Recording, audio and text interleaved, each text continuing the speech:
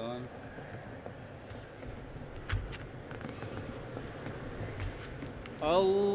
اللہ اکبر اللہ اکبر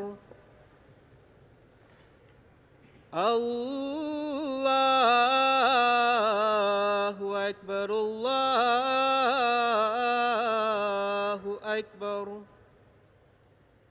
اشہد ان لا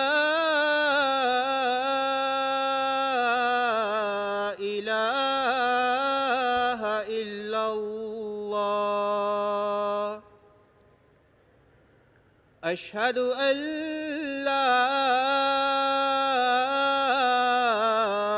الہ الا اللہ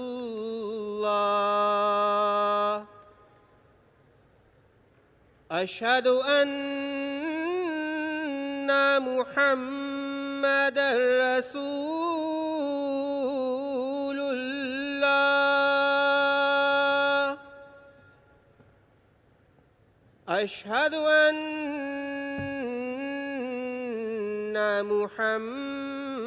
محمد رسول اللہ حی علی الصلاة حی علی الصلاة حی علی الفلاح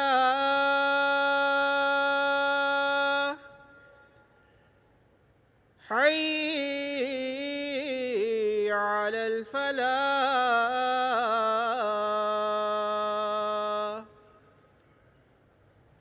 الله أكبر الله أكبر لا إله إلا الله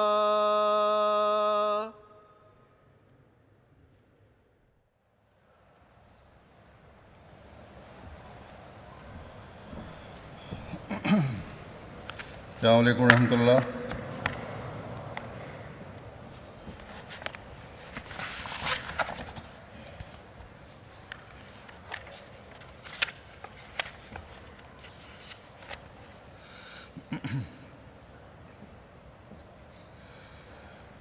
اشہد ان لا الہ الا اللہ وحدہ لا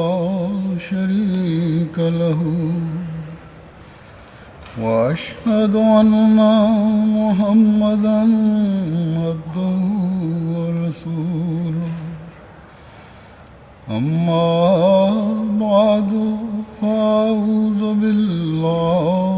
من الشیطان الرجیم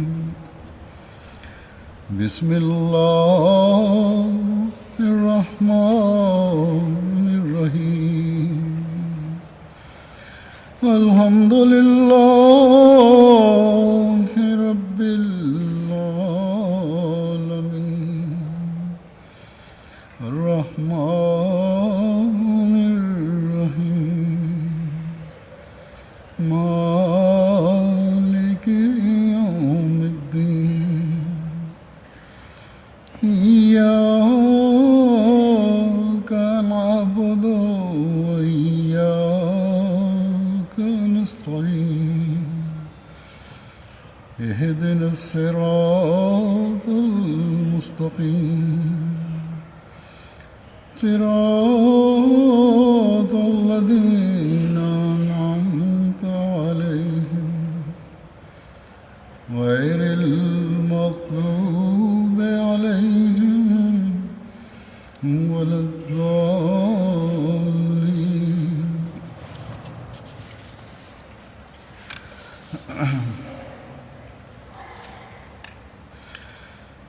اللہ تعالیٰ کے فضل سے جماعت احمدیہ جرمنی کو آج سے اپنے جلسہ سالانہ کے انعقاد کی توفیق مل رہی ہے،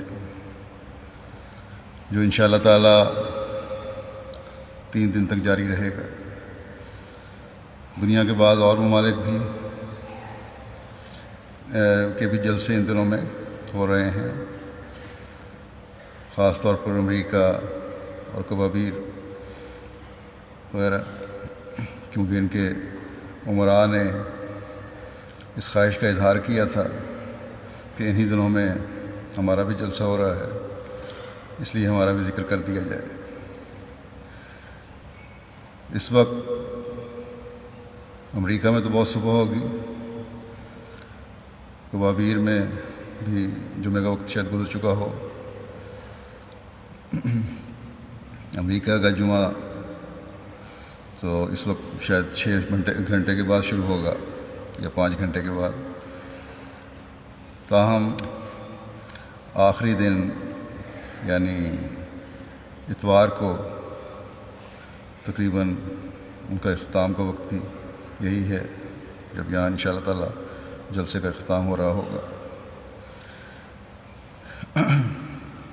تو اس لحاظ سے وہ بھی جلسے کے اختتامی خطاب اور دعا میں شامل ہو جائیں گے انشاءاللہ تعالی۔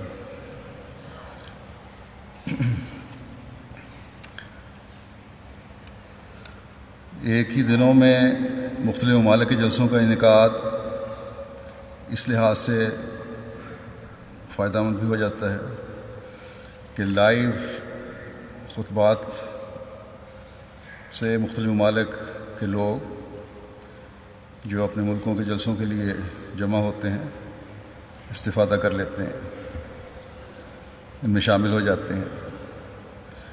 اور جماعت کی ایک بڑی تعداد تک خلیفہ وقت کی بات پہنچ جاتی ہے۔ بے شک جماعت کا ایک خاصا حصہ جلسوں کے لائیو پروگرام کو سنتا ہے دنیا میں، لیکن پھر بھی میرے اندازے کے مطابق ایک بہت بڑی تعداد ہے جو نہیں سن رہی ہوتی۔ بس جیسا کہ میں نے کہا، امریکہ والے یا بعض اور جگہوں کے احمدی جن کے ہاں ان دنوں میں جلسے ہو رہے ہیں، آخری دن کے جلسے میں شامل ہو جائیں گے، لیکن آج جمعے پر بھی بہت سوں کی توجہ ہوگی۔ بے شک وقت ان ممالک کے وقت کے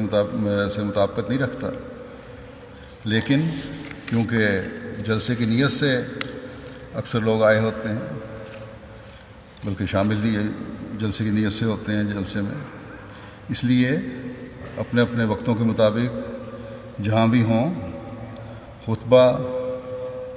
یا تقریریں سن لیتے ہیں، یعنی عام حالات کی نسبت زیادہ بڑی تعداد یہ سن لیتی ہے۔ آج کے خطبے میں جلسہ سالانہ کے حوالے سے جلسے کے مقاصد کے بارے میں یاد دہانی کروانا چاہتا ہوں، یعنی وہ مقاصد جو حضرت مسیح موعود علیہ الصلوۃ والسلام نے جلسے کے بیان فرمائے ہیں۔ یاد دہانی کی ضرورت رہتی ہے تاکہ جلسے کے دنوں میں خاص توجہ رہے، اور بعد میں بھی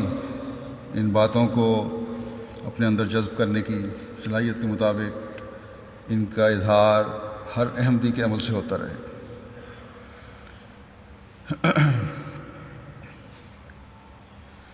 اس بات کا انحصار بھی انسان کی اپنی توجہ پر ہے کہ کتنی دیر توجہ قائم رہتی ہے۔ آج کل کیونکہ دنیا کے دوسرے کاموں اور بکھیڑوں میں بھی انسان پڑا ہوا ہے، اس لیے اکثر دنیا داری غالب آ جاتی ہے، جس سے فرائض اور نوافل کی ادائیگی میں سستی پیدا ہو جاتی ہے۔ جلسوں میں شامل ہونے کے بعد بعض احمدی مجھے لکھتے ہیں کہ جلسے کے 3 دنوں میں ہماری کایا پلٹ گئی۔ یہ 3 دن تو یوں گزرے جیسے ہم کسی اور ہی دنیا میں تھے۔ ایک خاص روحانی ماحول تھا۔ دعا کریں کہ بعد میں بھی یہ حالت قائم رہے۔ تو بہرحال یہ حالت ہے جو جلسے کے دنوں میں غالب ہوتی ہے، اور اس کا اثر ہر شامل ہونے والے پر ہوتا ہے، اور ہر ایک کی ایمانی حالت کے مطابق یہ اثر رہتا ہے۔ بعض تو جلسے کے فوراً بعد بھول جاتے ہیں اور یہ بھول جائیں گے اور بھول جاتے ہیں کہ جلسے کی تقریریں سننے کے دوران ہم نے کیا کیا اپنے آپ سے عہد کیے تھے، اپنے خدا سے عہد کیے تھے کہ ان نیکیوں کو جاری رکھیں گے۔ بعض چند دن اس اثر کو قائم رکھیں گے، بعض چند ہفتے، اور بہت سے ایسے بھی ہیں جو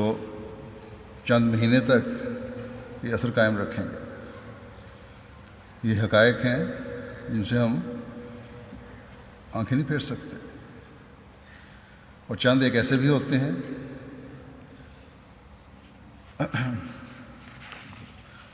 جن پر اس نیک ماحول کا اثر سالوں رہتا ہے۔ بس اکثریت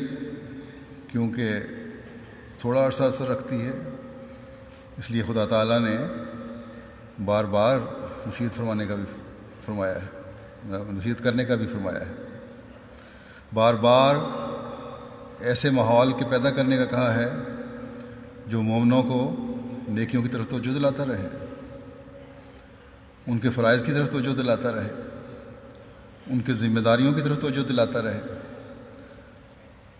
ان کو اپنے عملوں کی خود نگرانی کرنے کی طرف توجہ دلاتا رہے۔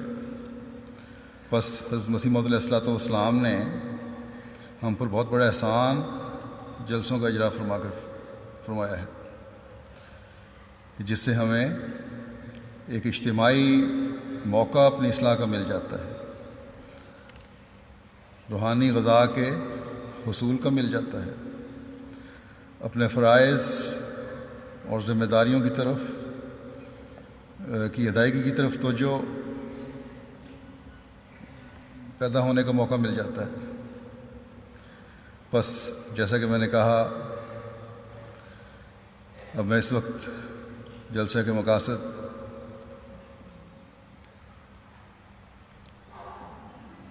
اور اس کی غرض و غایت کے بارے میں حضرت مسیح موعود علیہ الصلوۃ والسلام کے ارشادات کی روشنی میں ہی کچھ کہوں گا، جن سے پتہ چلتا ہے کہ آپ جلسہ پر آنے والوں کو کیسا دیکھنا چاہتے ہیں، ایک احمدی کو کیسا دیکھنا چاہتے ہیں۔ لیکن اس سے پہلے کہ میں شروع کروں، انتظامیہ مجھے رپورٹ دے کہ آخر تک آواز صحیح جا رہی ہے، یا آخر میں جو بیٹھے ہوئے ہیں کوئی ہاتھ کھڑا کر کے بتا دیں کہ آواز ٹھیک ہے۔ اچھا ٹھیک ہے۔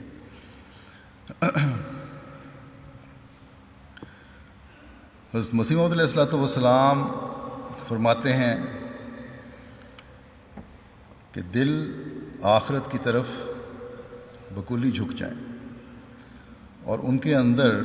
خدا تعالیٰ کا خوف پیدا ہو، اور وہ زہد اور تقوی اور خدا ترسی اور پرہیزگاری اور نرم دلی اور باہم محبت اور مواخات میں دوسروں کے لیے نمونہ بن جائیں، اور انکسار اور تواضع اور راست بازی ان میں پیدا ہو، اور دینی مہمات کے لیے سرگرمی اختیار کریں۔ ان چند فقرات میں حضرت مسیح موعود علیہ الصلوۃ والسلام نے ایک حقیقی احمدی کے لیے زندگی کا پورا لائحہ عمل بیان فرما دیا۔ فرمایا کہ جلسے میں شامل ہونے والے میں ایسی تبدیلی ہو کہ وہ زہد میں ایک نمونہ ہو۔ انسان اگر غور کرے تو اس ایک لفظ میں ہی اتنی بڑی نصیحت ہے کہ برائیوں کی جڑ کٹ جاتی ہے۔ اس کا مطلب ہے کہ اپنے آپ کو دنیاوی تسکین کے سامان سے روکنا، دنیاوی خواہشات سے روکنا،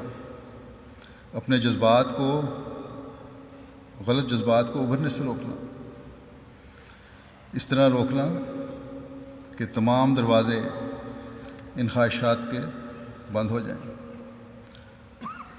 تاکہ خواہش پیدا ہی نہ ہو۔ اب اگر دیکھا جائے تو انسان دنیا میں جو خدا تعالیٰ نے چیزیں پیدا کی ہیں ان سے مکمل طور پر قطع تعلق تو نہیں کر سکتا۔ تو یہ اس کا مطلب یہ بھی نہیں کہ اس طرح روک لو کہ دنیا سے کٹ جاؤ۔ زہد یہ ہے کہ ان چیزوں کی ناجائز جو خواہشات ہیں دنیا کی، ان سے اپنے آپ کو روک لو۔ اللہ تعالیٰ نے اپنی نعمتوں کی تحدیث کا بھی ذکر فرمایا ہے۔ ان سے فائدہ نہ اٹھانا بھی خدا تعالیٰ کی ناشکری ہے۔ روایات میں آتا ہے کہ بعض صحابہ نے یہ عہد کیا کہ ہم روزے ہی رکھتے رہیں گے، روزانہ روزے رکھیں گے، شادی نہیں کریں گے، عورت کے قریب نہیں جائیں گے، نمازیں ہی پڑھتے رہیں گے ساری ساری رات۔ حضرت صلی اللہ علیہ وسلم نے فرمایا جب آپ کے علم میں یہ بات آئی کہ میں روزے بھی رکھتا ہوں، افطار بھی کرتا ہوں، نمازیں بھی پڑھتا ہوں اور سوتا بھی ہوں، دوسری دنیاوی کام اور گھر کے کام کاج بھی کر لیتا ہوں، عورتوں سے نکاح بھی کیا ہے، بس جو شخص مجھ سے منہ موڑے گا وہ مجھ میں سے نہیں ہے۔ یاد رکھو، فرمایا کہ یاد رکھو کہ میں تم لوگوں کی نسبت خدا تعالیٰ سے زیادہ ڈرتا ہوں اور اپنی خواہشات کو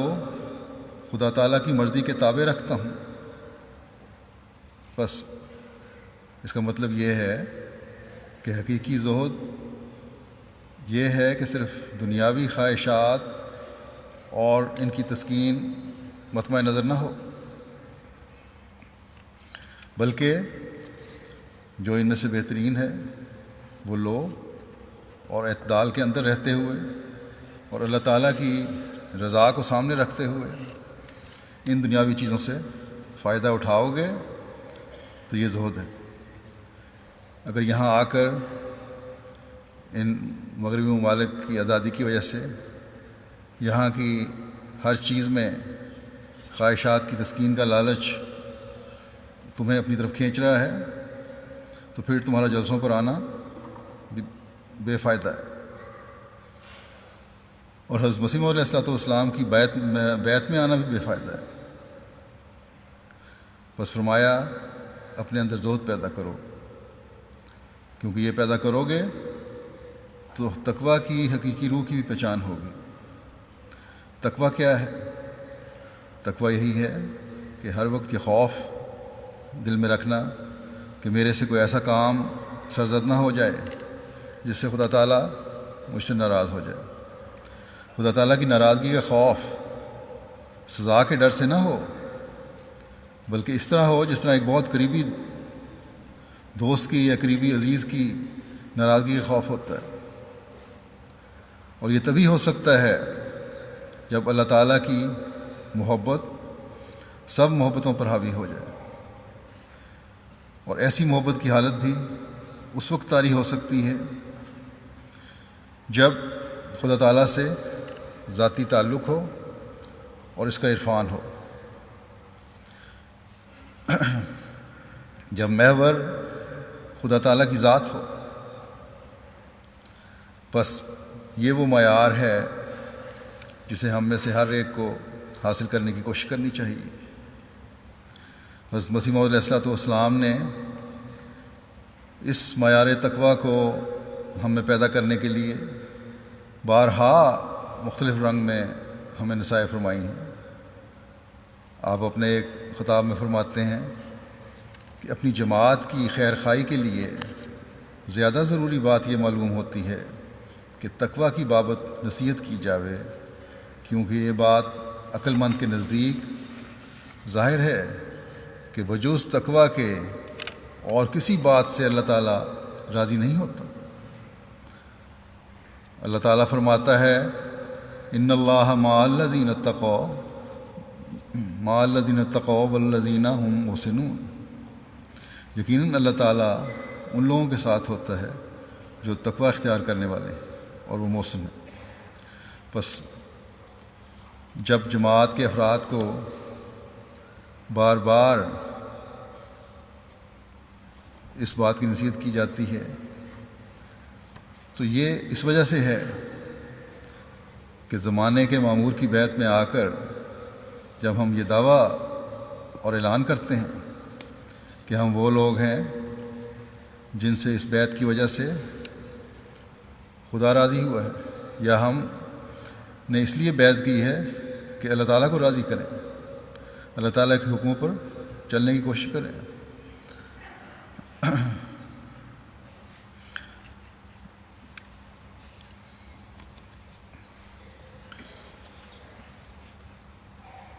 اگر اس پر عمل نہیں تو یہ دعویٰ محض دعویٰ ہوگا۔ اگر ہمارا قدم تقوی کی طرف نہیں بڑھ رہے تو یہ صرف دعویٰ ہے۔ یہ آیت جو حضرت مسیح موعود علیہ السلام نے بیان فرمائی ہے یہ تقوی کی وضاحت ہی کرتی ہے کہ تقوی ان لوگوں کا ہے جو محسنوں میں سے ہیں، اور محسن کے معنی ہے کہ جو دوسروں سے اچھائی کا سلوک کرتے ہیں، جو ان کے جذبات اور احساسات کا خیال رکھتے ہیں، جو علم رکھنے والے ہیں، اور یہ علم انہیں تقوی کی راہوں پر چلانے والا ہے۔ بس دیکھیں حضرت مسیح موعود علیہ السلام کے کلام کی بھی خوبصورتی، پہلے زہد کی طرف توجہ دلائی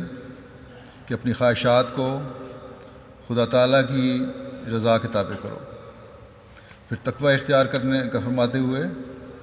اللہ کے کلام سے وہ مثال پیش فرمائی جس میں یہ تلقین ہے کہ اپنے جذبات کو دوسروں کے جذبات کے لیے قربان کر کے انہیں فیض پہنچاؤ تو متقی بن کر خدا تعالیٰ کی رضا کے حاصل کرنے والے بن جاؤ گے۔ پھر آپ علیہ السلام فرماتے ہیں ہماری جماعت کے لیے خاص کر تقوی کی ضرورت ہے، خصوصاً اس خیال سے بھی کہ وہ ایسے شخص سے تعلق رکھتے ہیں اور اس کے سلسلہ بیعت میں ہیں جس کا دعویٰ ماموریت کا ہے، تا وہ لوگ جو خواہ کسی قسم کے بغضوں، کینوں یا شرکوں میں مبتلا تھے یا کیسے ہی روبہ دنیا تھے تمام آفات سے نجات پاویں۔ پس حضرت مسیح موعود علیہ السلام نے بیعت کا اعلان یہ فرما کر کہ بیعت کا اعلان کوئی معمولی اعلان نہیں ہے، آپ سے بیعت کرنے کا اعلان آپ نے فرمایا جب کرتے ہو تم تو یہ کوئی معمولی بات نہیں ہے، کیونکہ آپ فرماتے ہیں کہ میرا دعویٰ مامور ہونے کا ہے، اللہ تعالیٰ کی طرف سے اس کام کے لیے بھیجے جانے کا ہے کہ میرے ذریعے سے دنیا کی اصلاح ہوگی، میرے ذریعے سے اب بندے کو خدا تعالیٰ کی پہچان ہوگی اور خدا تعالیٰ سے تعلق پیدا ہوگا، میرے ذریعے سے اور میرے ماننے والوں کے ذریعے سے ان اعلیٰ اخلاق کا اظہار اور ترویج ہوگی جن کے کرنے کا خدا تعالیٰ نے حضرت صلی اللہ علیہ وسلم پر اترنے والی آخری شرعی کتاب میں تلقین فرمائی ہے، قرآن کریم میں تلقین فرمائی ہے۔ بس حقوق العباد کے لیے ہر قسم کے بغضوں اور کینوں سے اپنے آپ کو نکالنا ہوگا، یا ہر قسم کے بغض اور کینے اپنے دلوں سے نکالنے ہوں گے، اپنے دلوں کو آئینے کی طرح صاف کرنا ہوگا، اور اللہ تعالیٰ کے حقوق کی ادائیگی کے لیے ہر قسم کے شرکوں سے اپنے آپ کو پاک کرنا ہوگا۔ دنیا کا خوف یا دنیا داروں کا خوف یا دنیا داری کی طرف رجحان، جس سے خدا تعالیٰ کو انسان بھلا دیتا ہے، جس سے خدا تعالیٰ بھول جاتا ہے، جس سے اس کی عبادت کے معیار میں کمی آتی ہے، ان سب سے بچو گے تو تبھی بیعت کے حقدار کہلاؤ گے، اور یہ بجز تقویٰ کے ممکن نہیں۔ اگر بیعت کا حق ادا کرنا ہے تو یہ پاک تبدیلی اپنے اندر پیدا کر کے اپنے اندر اپنی اصلاح کرو، یہ پاک تبدیلی اپنے اندر پیدا کرو۔ اس کا نتیجہ کیا ہوگا کہ تم بہت سی آفات سے نجات پا جاؤ گے۔ اس بارے میں آپ علیہ السلام بڑے سخت الفاظ میں اور بڑی سختی سے تنبیہ بھی فرمائی ہے۔ آپ فرماتے ہیں کہ اللہ تعالیٰ رحیم و کریم ہے، ویسا ہی قہار اور منتقم بھی ہے۔ ایک جماعت کو دیکھتا ہے کہ ان کا دعویٰ اور لاف گزاف تو بہت کچھ ہے اور ان کی عملی حالت ایسی نہیں، تو اس کا غیظ و غضب بڑھ جاتا ہے۔ اللہ نہ کرے کہ ہم کبھی خدا تعالیٰ کے غیظ و غضب کو دیکھنے والے ہوں، بلکہ ہم ہمیشہ تقویٰ کو سامنے رکھتے ہوئے اپنی استعدادوں کے مطابق کوشش کرنے والے ہوں، اللہ تعالیٰ سے ہمیشہ اس کا رحم اور فضل مانگنے والے ہوں اور اس کے رحم اور کرم کو ہی حاصل کرنے والے ہوں۔ یہ معیار حاصل کرنے کے لیے ہماری کیا حالت ہونی چاہیے اور کیا ہمیں کوشش کرنی چاہیے، اس بارے میں حضرت مسیح علیہ الصلوۃ والسلام فرماتے ہیں، انسان جس قدر نیکیاں کرتا ہے اس کے دو حصے ہوتے ہیں، ایک فرائض، دوسرے نوافل۔ فرائض یعنی جو انسان پر فرض کیا گیا ہو، جیسے قرضے کا اتارنا یا نیکی کے مقابل نیکی۔ اب یہ بعض لوگ تو قرضے لے لیتے ہیں اور ان کے اتارنے بھی ٹال مٹول سے کام لیتے ہیں۔ فرمایا یہ تو تمہارے فرائض میں داخل ہے، قرضے کا اتارنا، یا نیکی کوئی تمہارے سے کرے تو اس کے مقابل پر نیکی۔ ان فرائض کے علاوہ ہر ایک نیکی کے ساتھ نوافل ہوتے ہیں۔ فرمایا ان فرائض کے علاوہ ہر ایک نیکی کے ساتھ نوافل ہوتے ہیں، یعنی ایسی نیکی جو اس کے حق سے فاضل ہو، جیسے احسان کے مقابل بھی احسان کے علاوہ اور احسان کرنا، یہ نوافل ہیں۔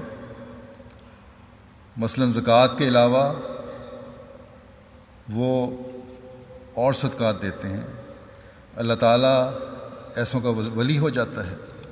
اللہ تعالیٰ فرماتا ہے کہ اس کی دوستی یہاں تک ہوتی ہے کہ میں اس کے ہاتھ، پاؤں، حتیٰ کہ اس کی زبان ہو جاتا ہوں جس سے وہ بولتا ہے۔ بس یہ ہمارا خدا ہے جو نہ صرف ہر عمل کو نوازتا ہے بلکہ ایسے بندے کا ولی ہو جاتا ہے، یعنی خدا تعالیٰ کی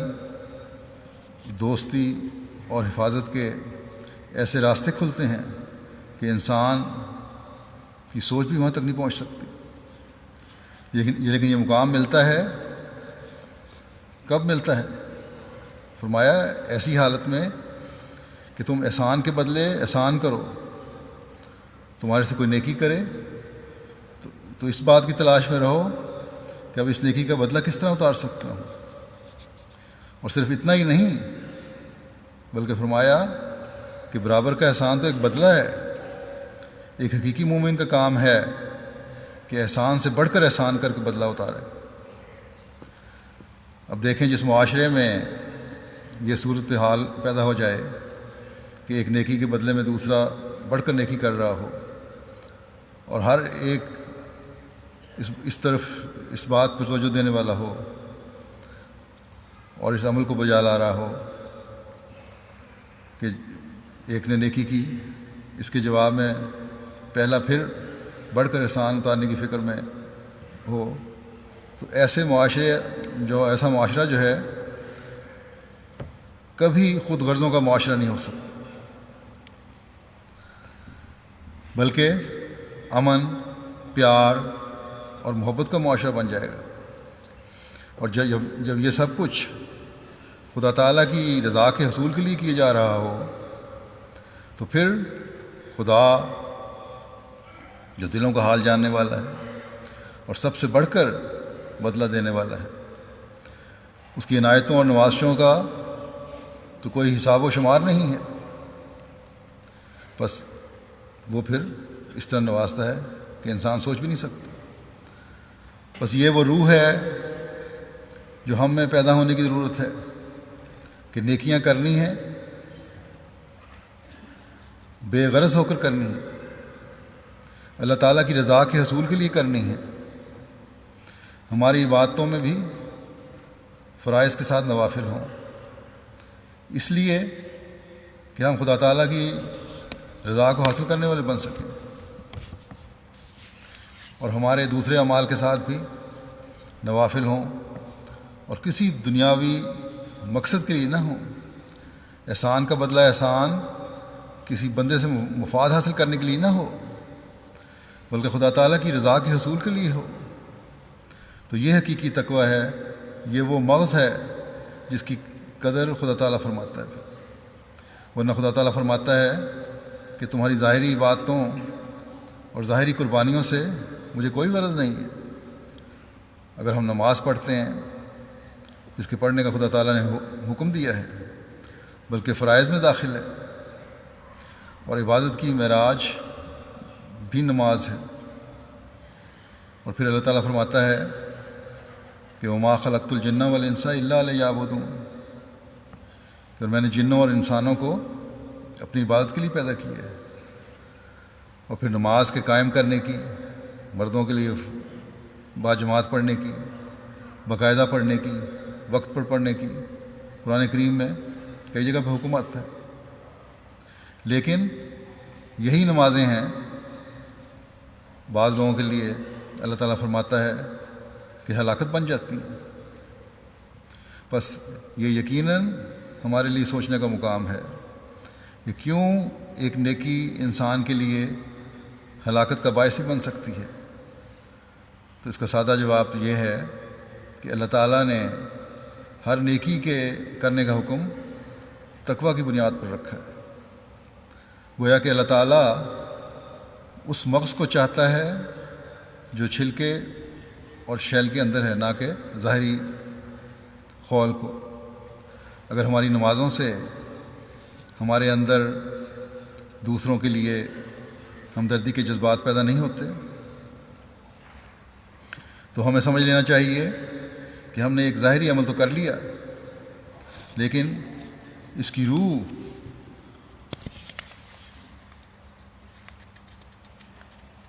جو روح ہونی چاہیے وہ ہماری نماز میں نہیں تھی۔ بعض دفعہ ہم خول والے پھلوں میں بھی دیکھتے ہیں کہ اوپر سے وہ بڑا اچھا نظر آ رہا ہوتا ہے، لیکن کھولو تو اندر سے جو اس کا مغز ہوتا ہے وہ یا بنا ہی نہیں ہوتا پوری طرح، یا کیڑوں نے اسے کھا لیا ہوتا ہے، یا مثلا بادام ہے، ایسے بادام بھی ہوتے ہیں جن کو بڑے شوق سے آدمی کھولتا ہے اور اندر سے کڑوے نکلتے ہیں۔ بس ہم نے اپنے اعمال سے خدا تعالیٰ کے احکامات پر عمل کرتے ہوئے اس مغز یا پھل کو بچانا ہے جو اللہ تعالیٰ کے ہاں قبول بھی ہو، اور یہ اس وقت ہو سکتا ہے جب ہماری نمازیں، ہماری عبادتیں ہمارے اندر خدا تعالیٰ سے تعلق کے علاوہ بنی نوع سے ہمدردی کے جذبات ہی پیدا کریں۔ اللہ تعالیٰ کے فضل سے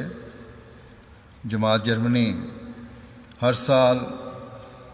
4-5 مساجد بنا رہی ہے، اور مجھے ان کے افتتاح کا موقع بھی ملتا ہے، اور تقریباً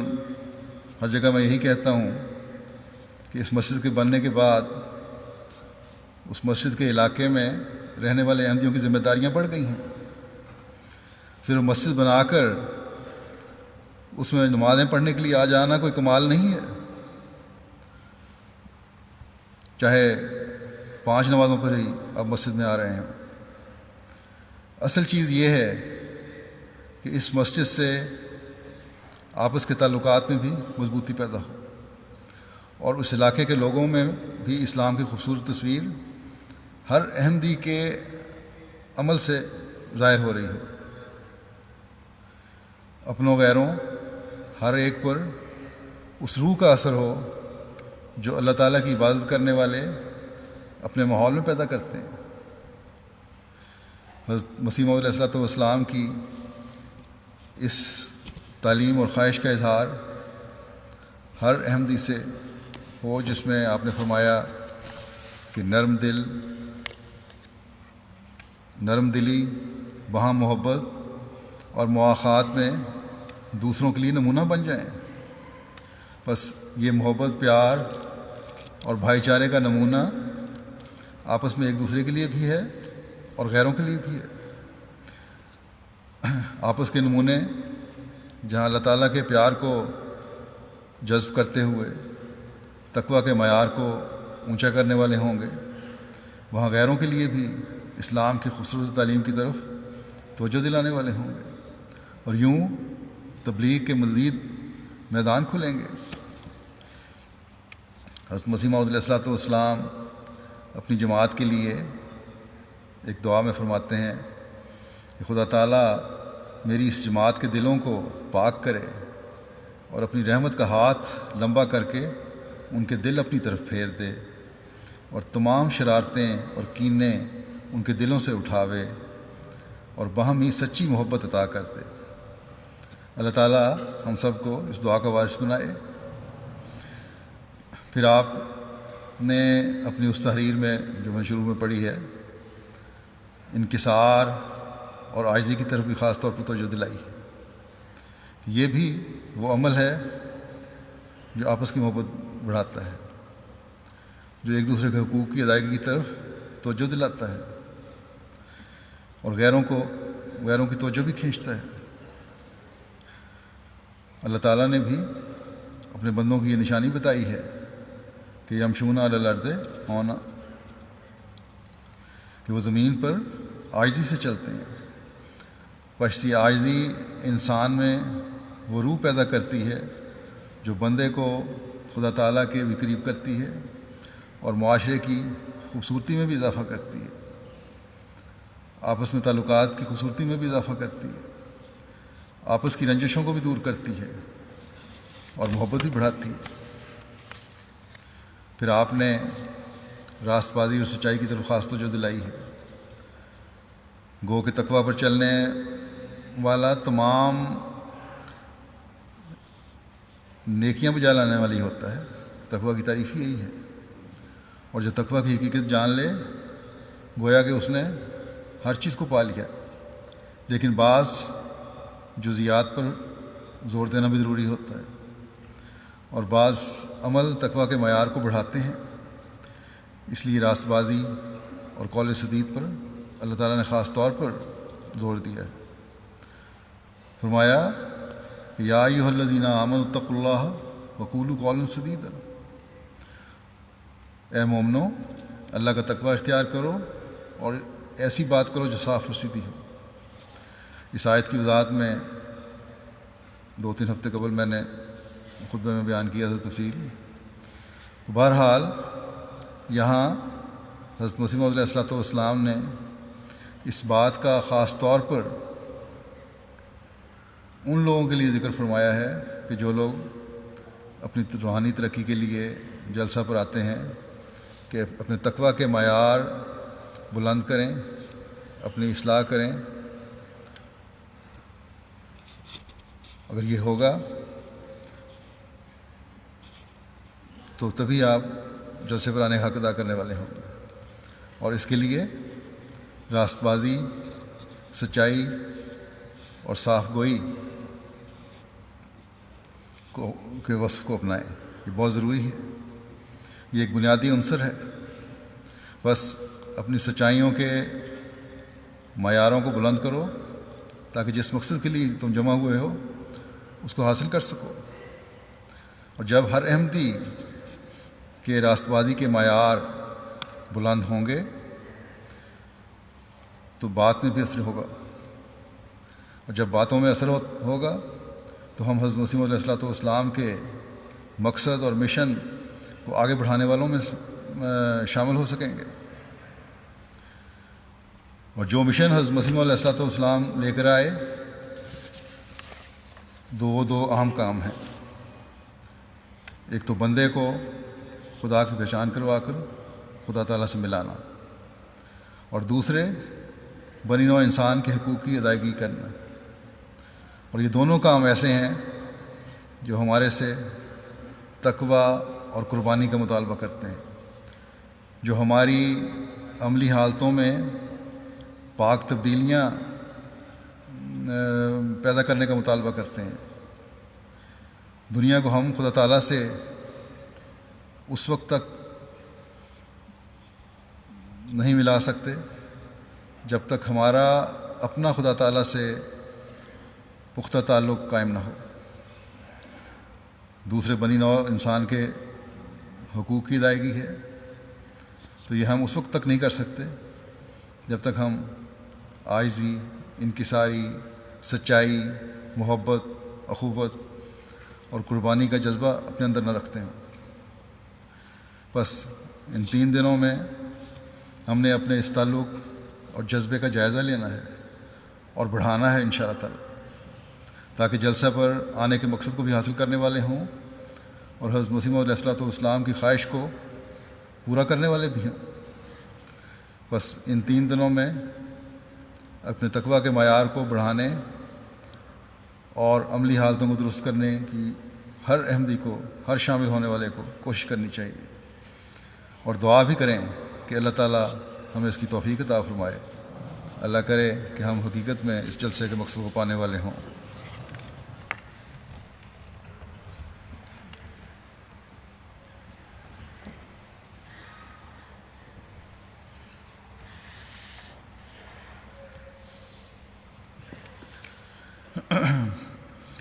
الحمد